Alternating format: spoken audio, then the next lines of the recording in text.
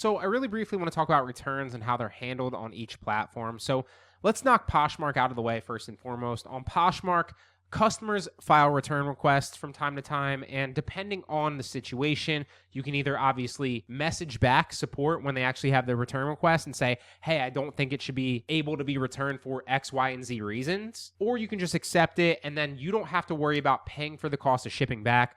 Poshmark handles that. It's really easy because then you can just return the item completely free. I'm going to show you that at the end of this video on how you can return any Amazon item for free, right? Also, you can return pretty much any Walmart item for free, pretty much any eBay item for free, as long as you don't abuse that. We're going to talk about that briefly at the end of this video. But so understand that Poshmark returns, you don't get that many. I probably get one every 20 or 30 orders-ish, depending.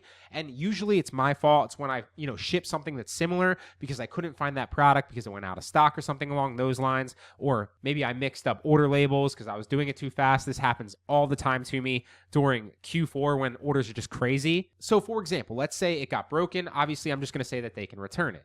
If, for example, they realized that they got a different product than they were supposed to, and I was the reason for that because I shipped them the wrong product, then I would own up to that, saying something along the lines of, hey, I have two of these that are very similar, and it looks like I accidentally sent you the wrong one. I'm sorry, this was my mistake, so I own it, and then I let them return it, right? Then the buyer's happy. They don't feel like they got scammed. Poshmark's happy because now we're both amicably handling it, and I'm happy because it didn't ding my metrics. I didn't have to cancel an order, and I'm still able to then return it on Amazon for free or Walmart or wherever. Now, if it is their fault, right? For example, like they say, hey, I didn't realize that this was a small. I wanted a medium even though I ordered a small. Or, hey, I don't like the way that this actually looks on me. Or, hey, I changed my mind. I don't want it anymore. Or something along those lines, I'll typically fight that back because on Poshmark, they're not allowed to just return anything as long as it was listed properly and described properly, right? So if it's the right pictures and it's the right description and they got exactly what they ordered, they're technically not allowed to return it. So you can say that in their return request. Make sure that you say, this was exactly the right condition, description, variation, color. The buyer got exactly what they ordered, and so this isn't returnable. The same thing goes with Mercari, right? So Mercari has switched their return policy a few times, but currently at the time of recording this, you are able to dispute it again. So I use the same approach, right? If it's my fault, then I'll just let them return it. If it isn't my fault and for whatever reason they want to return it for any number of those reasons, then I'll fight it and I'll say something along the lines of like, hey, this was described exactly what it was. The buyer got exactly what they ordered and this isn't returnable. And on those platforms, generally speaking, if you're true in that, and it is, then they'll side with you and they won't let them return it.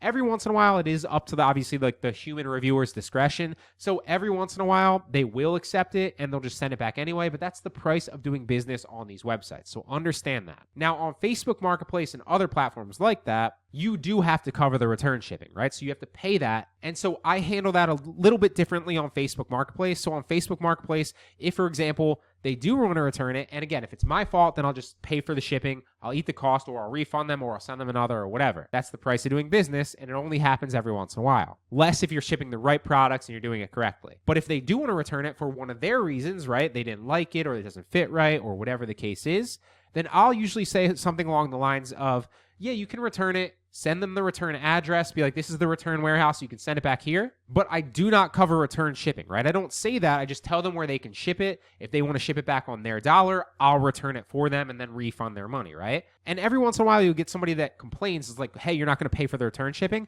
And I can just tell them at that point, it's my policy that I don't cover return shipping, but they're welcome to return it. And when we receive it back, we'll issue them a refund.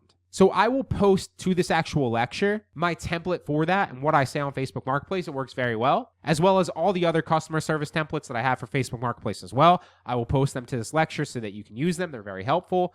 But keep a log of these so you can just kind of fire in responses that obviously fit, and you don't have to type it out every single time. It goes so much smoother. Now, you can return anything on Amazon, anything on Walmart, anything on eBay, or etc. if you tell them it was damaged and it showed up that way, right?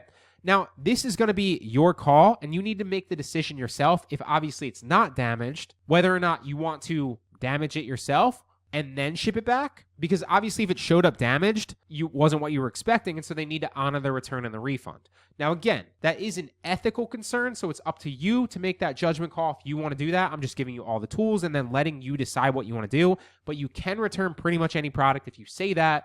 you show proof of it, obviously, that would indicate that you do need to damage it yourself, right? So whether you rip it, you break it, whatever, I'm not telling you to do that. I'm just saying that is an option. Again, giving you all the tools from my experience if you want to go that route. Now, on Amazon specifically, you can also return anything by just simply saying it's an inaccurate website description. I'm going to show you that right after I'm done speaking. I'm going to drop a video that I did teaching you how to do that very, very easily so you can return any product for free. Obviously, that's going to increase your margins because you don't have to pay to ship it back, which will then cut into your costs for orders that you're actually not getting profit on, right?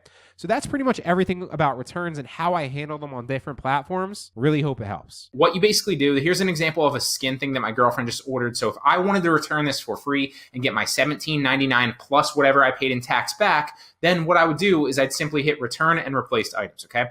Now, there's many ways to return an item on Amazon, but if you want to make sure that you get all your money back, right, including the tax, what you want to do is you want to select that item, and then when you choose your response, you want to choose inaccurate website description. It's going to ask you for comments and to, basically explain why it's inaccurate. So you can literally say like, not what I was expecting, or, isn't as described, or whatever you want. Now, full disclosure, I don't recommend doing this with a lot of products, obviously. Obviously, you're getting your money back, and the seller that sold that item is going to be potentially out that product because it's going to say that, it wasn't as described, or it might not necessarily go back into their active inventory or inventory that they can fulfill, right? So they might need to either get it sent back to them and then ship it back into FBA, or potentially get it destroyed, okay? So I recommend that you don't abuse this, A, for the sake of the other seller, not that you owe them anything, but just because it's a nice thing to do. And B, because you don't want to be seen with all your certain metrics if you're ordering only like 10 products, right? And you're returning 5 of them for, as inaccurate website description. Well, that's going to look weird in Amazon's eyes usually, right? And it's going to probably tick off the algorithm a little bit, and it's going to look shady, right? So if you're ordering hundreds of products, then what you can do is you can do that every once in a while, right? But I wouldn't recommend abusing it and doing it too much. So if you're ordering a couple hundred products, can you do it 5 to 10 times in a month? Of course. Get your money back for certain items. You shouldn't be running into many issues like all the time anyway, but this is just another tool in your tool belt that you can utilize to get your money back on a product if you need to. Okay.